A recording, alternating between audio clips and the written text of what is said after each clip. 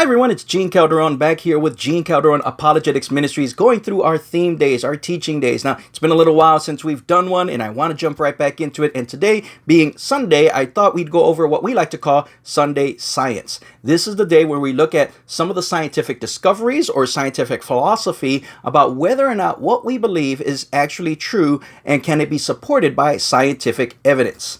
So, evidence is something we really want to consider when we are talking about things such as God and does he exist or not. Many people are going to ask for that. And when we talk about different court cases, depending on what the case is, there may be different requirements or standards of proof that a court or a jury may ask for. And so the question we may have to ask is, what standard of proof would be appropriate in talking about the difference between a theological case for the existence of everything we know about versus a scientific case for the way we know things actually are? Another thing is, what kind of evidence for God could we possibly look for?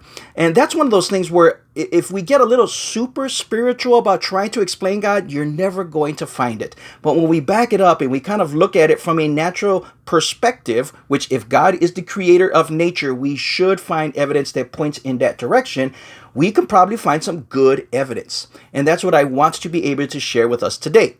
Because one extreme is to deny that there's any need for any evidence to support the Christian belief. Many people say, well, all I need to do is have faith. If that's true, then I cannot disagree with anybody else of any other faith because their faith is their evidence and my faith is my evidence, even though these two different ideas could be opposite and therefore either both of them being false or at least one of them being false. And so we don't want to fall into that idea of all we need is faith. That's something that's known as Fightism, a belief that we just need to have faith. It's a very simple explanation, but that's not where we want to fall on, because the truth is, when we are absolutely honest, we cannot absolutely prove or disprove that God exists. We cannot know for 100% sure. And so because of that, many people believe that the arguments for God don't work and that we have no basis for faith.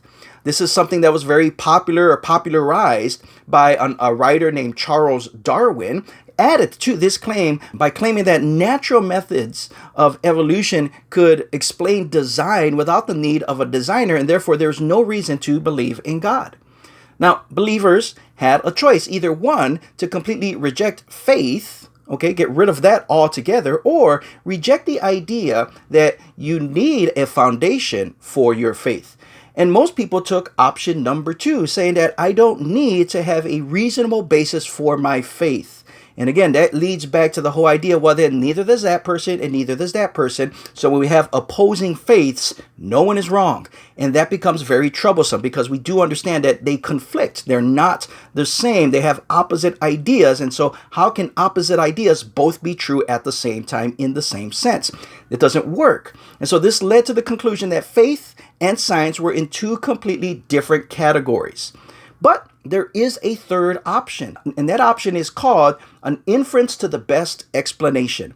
That is, we're going to take the whole range of different hypotheses and see which one infers to providing the best explanation. So, for example, deism and theism, they both can explain the beginning of the universe, but only theism can actually explain the evidence of design that we find in biology and the beginning of the universe. And so in that sense, theism has a better explanation.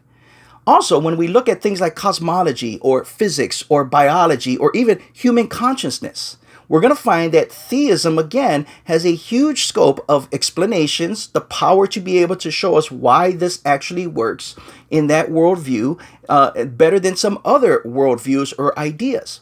And so a theistic God actually explains the evidence more simply, more adequately, comprehensively than most other worldviews, including things like naturalism and pantheism. So in fact, the confirming and supporting evidence for a theistic worldview is actually growing more rapidly today than ever before. And so it's constantly pointing in that direction. Again, we can't know 100% sure if God exists or he doesn't exist. But what we can do is take all of the evidence together and look at it and see which direction it's actually pointing in. And when we see that, it's actually pointing more so towards theism, the fact that there is a God who created and sustained the universe and is still active in this universe, we see more evidence pointing in that direction than any other direction or explanation. And so again, if I was to be in a courtroom, I'd have to look at the evidence, and I don't know 100% sure if a person is guilty or innocent. No one ever does. But we look at the evidence and say, based on the evidence, it seems most likely that this is the correct conclusion, and that's what we're going to go with.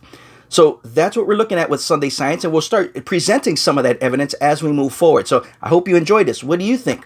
What is the evidence that you've been looking at, and what direction is it pointing to you? Have you hit any stumbling blocks? Are there things that are questioning your faith? And is your faith actually based on reasonable evidence, or is it something that you grew up in, that you just accept it because you prefer it, you like it? And what would challenge that faith? Because our faith should be challenged from time to time to make sure we are staying on the right path and in the right place when it comes to understanding the worldview that we claim. So again, nothing wrong with that. It definitely helps build us up in our faith to be able to understand the reasoning and foundation of our faith, to be able to give all glory back onto God. So again, thanks again for watching. If you're interested, this is what we do with Ratio Christi at Purdue University Northwest, where I am the chapter director. We're starting this semester again. Finally, things are opening back up. We can be on campus, and we're going to see how that works. We're still not sure exactly yet as we're beginning the semester of 2021. So reach out to us. Let us know you're interested. We'll plug you in somewhere. If you're a student leader and you're interested in leadership roles, we are opening up some leadership roles again as we're revamping this whole thing. I do serve at Freedom Church in East Chicago as well, leading with Bible studies or worship or just being there sharing with others. So if you're interested in looking for a church, join us there in East Chicago. But if you have a home church, go to it, study, serve in it, be a part of that church. I'm not looking for people to steal or anything like that, but I definitely think that a church environment is going to be helpful for you. So God bless you. Thanks for watching. Hope to see you again soon. God bless.